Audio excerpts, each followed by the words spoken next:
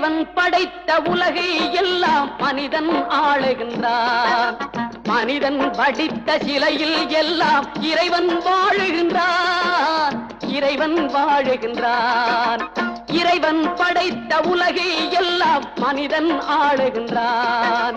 மனிதன் படைத்த சிலையில் எல்லாம் இறைவன் வாழுகின்றான். இறைவன் வாழுகின்றான்.